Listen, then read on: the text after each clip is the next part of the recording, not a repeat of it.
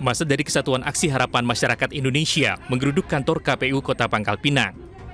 Mereka mempertanyakan pernyataan yang dilontarkan oknum anggota KPU bernama Muhammad di salah satu acara. Massa yang juga mewakili relawan Kota Kosong ini khawatir adanya kecurangan untuk menangkan paslon tunggal. Lantaran anggota KPU ini terang-terangan menyebutkan calon tunggal 99,9% menang karena terkondisikan. Pilkada di Kota Pangkal Pinang ini sudah dikondisikan 99,9% akan dimenangkan oleh calon tunggal. Ini maknanya apa? Nah, jadi kami datang hari ini ke kantor KPU ini mencari orang yang bernama Muhammad ini adalah ingin meminta pertanggungjawaban sekaligus klarifikasi beliau terkait dengan ucapan-ucapannya, dengan statement-statementnya.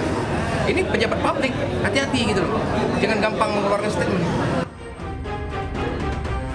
Sebelumnya dalam tayangan di akun YouTube KPU Pangkal Pinang, salah satu anggota KPU menyatakan bahwa 99,9% untuk kemenangan calon tunggal dalam Pilkada Pangkal Pinang. Ini pun ke depan kemungkinannya itu tadi.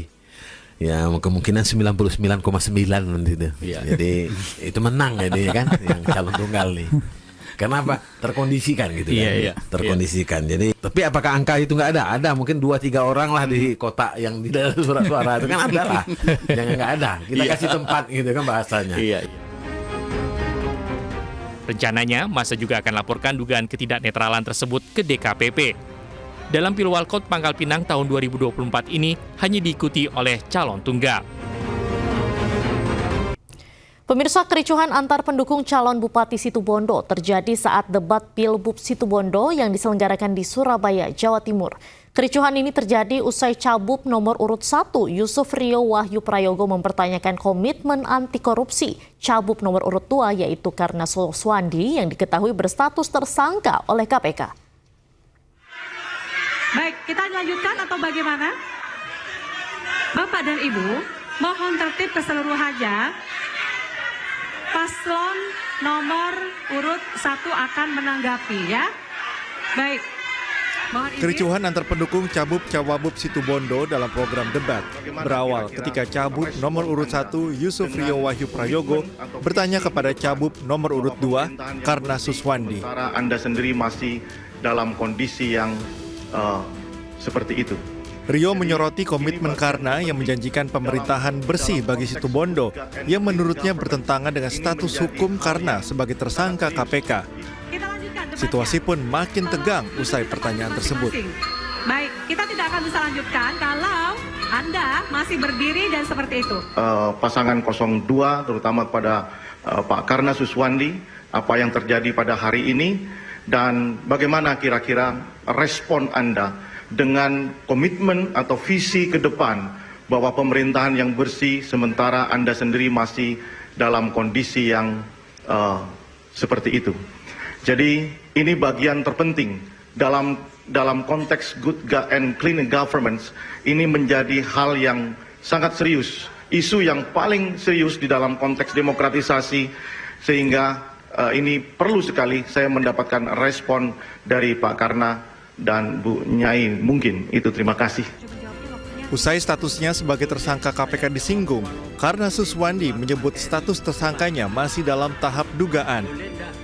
Lalu ia menegaskan bahwa kini tengah mengajukan pra-peradilan untuk membatalkan status tersangkanya. Mas Rio menyampaikan kalau saya sekarang sebagai tersangka. Jadi kata tersangka itu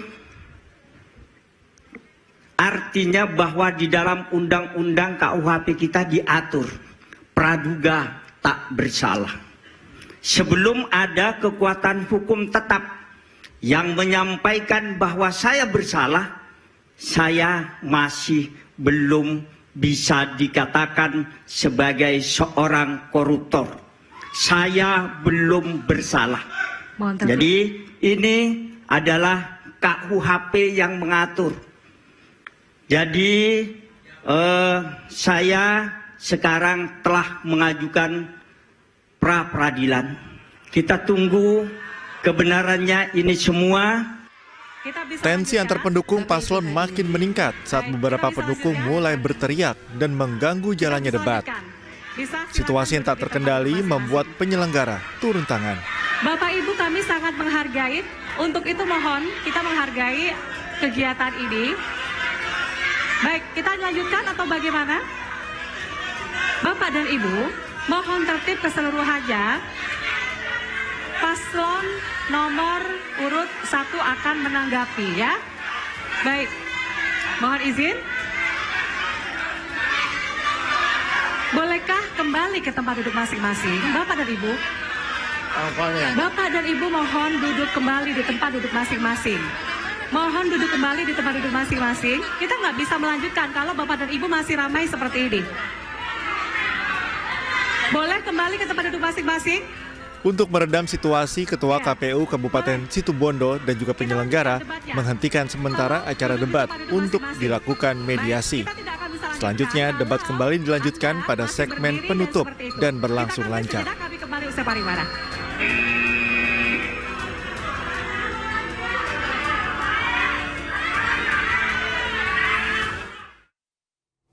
Pemirsa, Bawaslu Kota Semarang menggerebek pertemuan kepala desa se-Jawa Tengah yang berlangsung di sebuah hotel.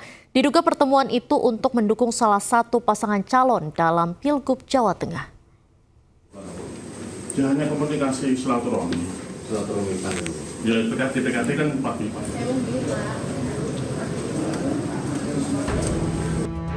Tim Bawaslu Kota Semarang mendatangi ruang pertemuan di salah satu hotel di Kota Semarang, Jawa Tengah. Saat tim Bawaslu tiba, puluhan kepala desa yang semula memenuhi tempat duduk langsung membubarkan diri meninggalkan lokasi.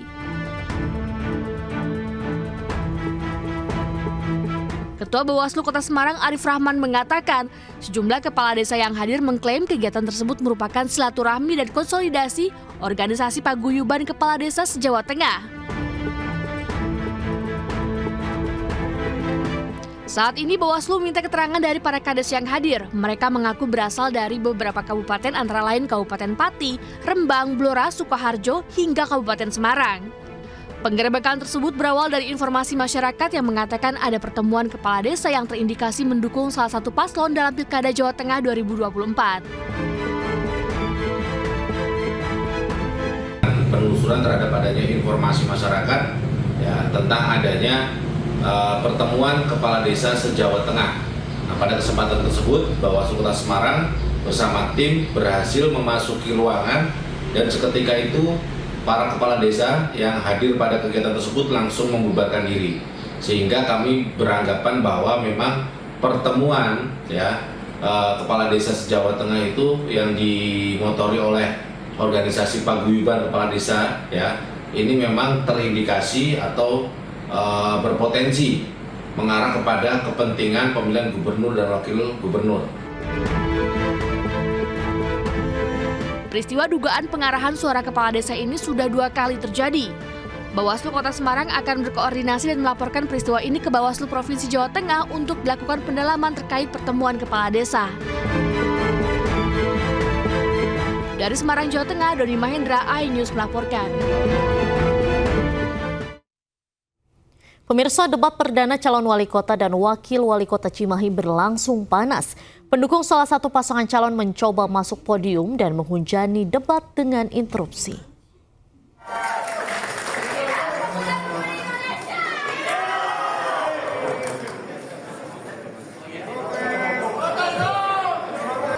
Kita orang partai dianggap bodoh. Harap keluar. Dalam debat Pilwalkot Cimahi, pendukung salah satu calon mengajak para pendukung lainnya untuk meninggalkan lokasi debat. Tak lama, pendukung ini langsung dibawa keluar ruangan. Namun begitu sampai di luar, keributan tak kunjung usai. Pendukung salah satu paslon ini memandang seharusnya kampanye tidak dilakukan di kampus. Ia juga memprotes 2 paslon yang hadir menggunakan atribut kampanye di kampus. Jadi di PKPU itu jelas-jelas tidak boleh ya kampanye di area pendidikan, dan udah diizinkan, udah dirubah oleh putusan MK, itu diperbolehkan, tapi tidak boleh menggunakan atribut kampanye. Ini lingkungan kampus jelas-jelas menjadi. Bawaslu Cimahi pun sepakat dengan pernyataan pendukung ini. Bahkan Bawaslu telah mengingatkan Bawaslu Cimahi bahwa tidak boleh ada atribut kampanye di lingkungan kampus. kalau tidak salah diksinya itu adalah hadir tanpa atribut. Betul. Nah, kalau kemudian kita maknai hadir ini siapa? Maka kemarin saya sebutkan di rapat itu bahwa hadir ini adalah orang. Begitu. Hadir adalah orang, maka orang tidak boleh menggunakan atribut. Sesuai aturannya ada. Kalau misalkan pemaknaan tekstualnya seperti itu. Tapi bahwa kemudian KPU waktu itu menjawab bahwa KPU Provinsi pun melaksanakan debat pertama di kampus Unpad. Begitu. Dan atribut yang melekat di badan diperbolehkan. Maka tadinya saya berpikir bahwa itu adalah jurisprudensi yang diambil oleh KPU. Begitu. Ada kesepakatan itu. Debat Pilwalko Cimahi diikuti oleh 3 pasangan calon dan digelar di kampus Unjani. Dalam debat ini hanya satu yang hadir tanpa atribut kampanye. Dari Cimahi, Jawa Barat, Yuwono Wahyu, iNews melaporkan. Kita beralih ke informasi lain, pemirsa. Calon gubernur dan wakil gubernur Jawa Barat gencar belusukan bertemu sejumlah kelompok masyarakat. Hasil survei keempat pasangan Cagup-Cawagup Jawa Barat pun masih terus mengalami perubahan. Data menunjukkan pasangan nomor urut 4 Deddy Mulyadi dan Erwan Setiawan unggul dengan elektabilitas 61,8%.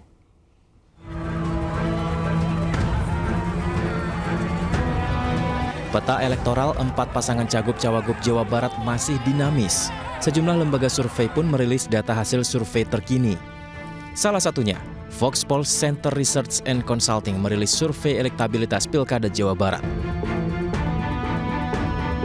Hasil survei Voxpol membuktikan elektabilitas pasangan Deddy Mulyadi dan Erwan Setiawan unggul dengan angka 61,8%. Disusul Ahmad Saiku dan Ilham Akbar Habibi dengan 18,6%.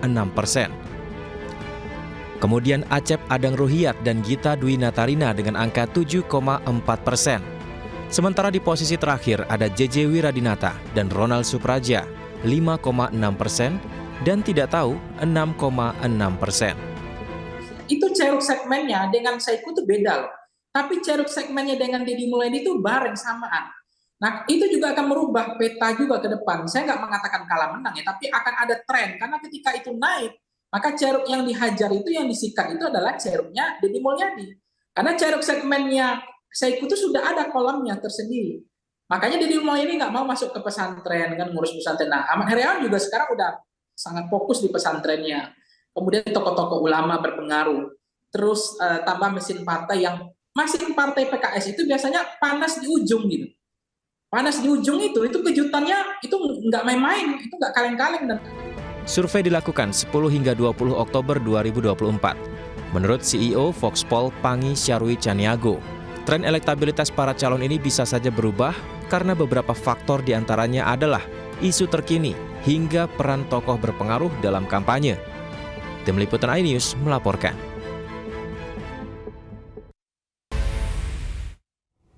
Pemirsa, terima kasih Anda masih menyaksikan Kawal Pilkada bersama saya Diandra Mukni.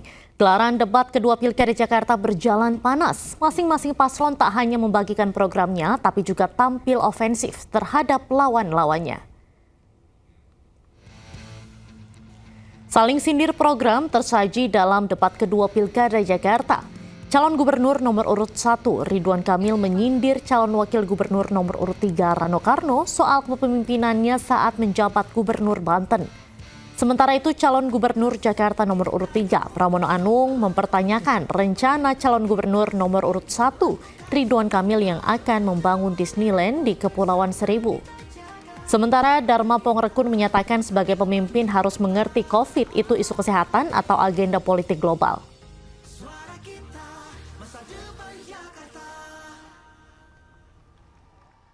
Bang Rano, Anda pernah jadi wakil gubernur Bu Atut, kemudian naik menjadi gubernur Banten. Ya. Seorang pemimpin tentunya diberi kekuasaan sebegitu besar untuk menjalankan amanah. Dalam catatan saya, dari 2012 sampai 2017, indeks pembangunan manusia Banten tidak naik. Yang terjadi bukan stabil, malah turun. 0,07.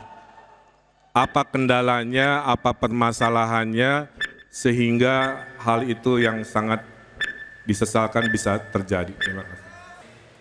Kang Emil mungkin pura-pura nggak tahu, padahal dia tahu.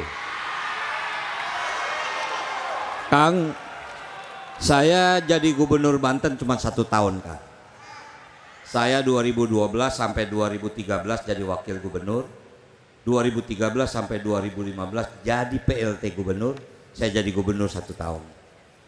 Banten ini aneh, Kang. Sejak dia lepas dari Jawa Barat tahun 2000, tanggal 4 Oktober 2000, sampai hari ini mungkin Akang bisa cek, Kapolda di Banten tuh ada 2. Kapolda Banten dan Kapolda Metro. Pangdamnya 2, Kang. Pangdam Siliwangi dengan Pangdam Jaya. Akang bisa bayangin bagaimana saya harus berkoordinasi dengan situasi seperti itu.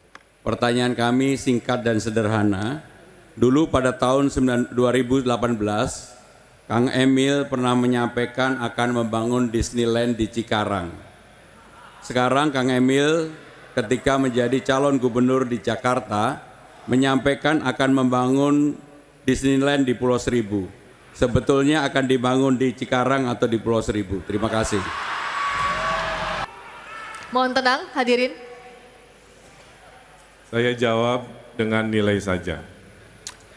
Banyak kerja, banyak catatan. Sedikit kerja, sedikit catatan. Tidak ada kerja, tidak ada catatan. Sebaik-baiknya pemimpin adalah pemimpin yang berani ngambil keputusan. Walaupun dalam perjalanannya kadang berhasil, kadang gagal. Dan tugas pemimpin adalah berimajinasi. Seburuk-buruknya pemimpin adalah hanya mengerjakan apa yang ada tanpa daya imajinasi. Bung Karno melahirkan Indonesia oleh daya imajinasi. Saya menjadi seorang gubernur, jijik saya kalau saya bodoh. Jijik saya kalau saya pengecut. Jijik saya kalau saya pengkhianat. Maksudnya apa? Kalau ada sesuatu peristiwa yang demikian, alangkah baiknya kalau kita mengajak tim independen untuk meneliti data yang ada. Apakah betul-betul ini isu kesehatan atau agenda politik global? Bayangkan, baru ditemukan virusnya bulan Desember, 12 hari kemudian sudah ditentukan. Lalu tidak melakukan prosedur golden postulat Koch yang seharusnya dilakukan. Lalu alat diagnosanya sangat sumir dan tidak diperuntukkan untuk itu. Pemirsa, kampanye calon kepala daerah yang diusung Partai Perindo di berbagai wilayah terus bergulir. Seperti di Maluku, calon gubernur nomor urut 3 Hendrik Lewerisa mengunjungi desa Sirisori Islam di Maluku Tengah. Sementara itu, calon gubernur Sulawesi Barat Andi Ibrahim Masdar berkampanye di Kelurahan Amasangan, Kabupaten Polewali Mandar.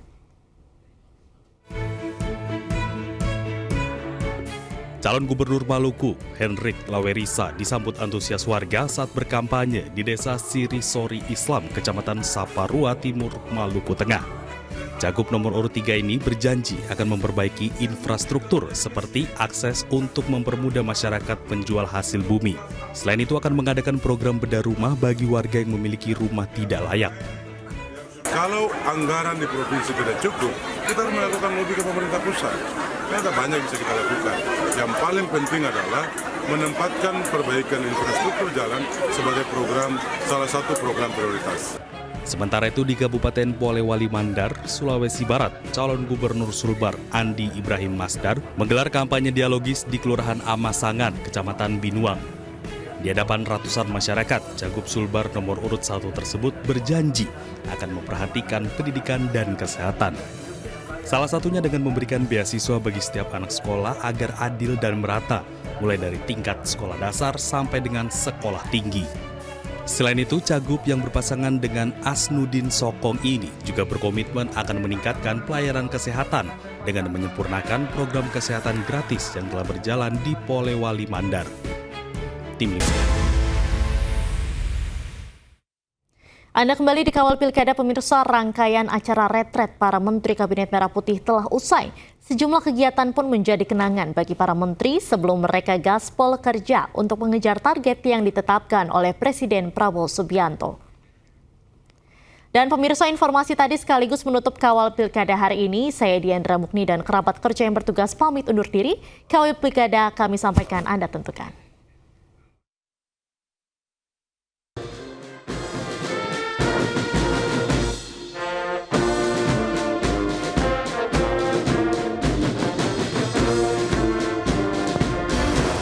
Dalam retret para menteri yang digelar selama 3 hari, Presiden Prabowo mengajarkan bagaimana menjadi pemimpin yang baik.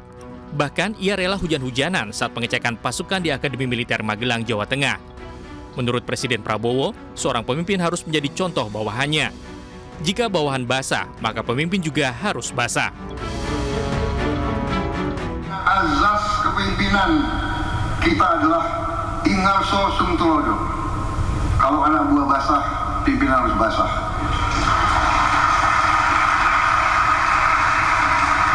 Kalau anak buah kepanasan, pimpinan harus kepanasan. Kalau anak buah lapar, pemimpin harus merasakan lapar juga.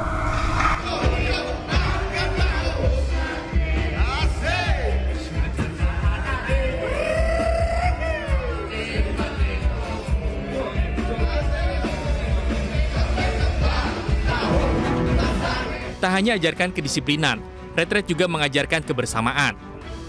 Para menteri kerap habiskan momen bersama seperti makan berjoget bersama.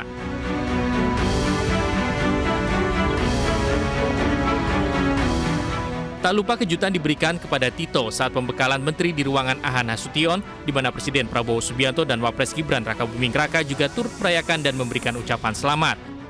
Seisi ruangan juga turut menyanyikan lagu selamat ulang tahun untuk Mendagri Tito Karnavian.